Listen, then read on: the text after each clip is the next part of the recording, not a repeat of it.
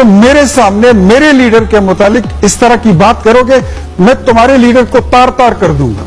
میں نے اس کو یہ بولا تھا کہ تم جس دن ٹی وی اسٹوڈیو میں آؤ گے میں تمہارا سافٹ ویئر اپڈیٹ کروں گا۔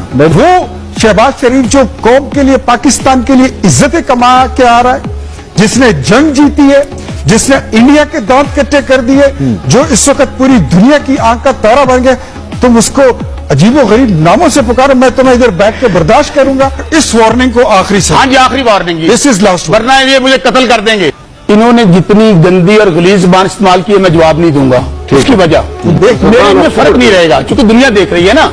اور ان کی ٹریننگ ان کی ہے جنہوں نے باقاعدہ ننگے فوٹو نصرت بھٹو کے اور بی بی صاحبہ کے پھینکے تھے، ان کو چھوڑ دیں۔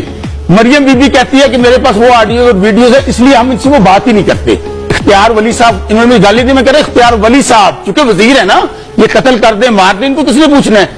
ان کو میرا چیلنج ہے کہ فیصل مسجد ادھر ہی ہے نا، میں بھی ادھر ہوں، یہ قرآن پاک پہ آ کے فیصل مسجد میں حلف دے دے کہ نواز شریف جیتا ہوا ہے، ٹھیک، شہباز شریف جیتا ہوا ہے، مریم بی بی جیتی ہے۔ تو قرآن کو مانتا ہے؟ سن تو لیں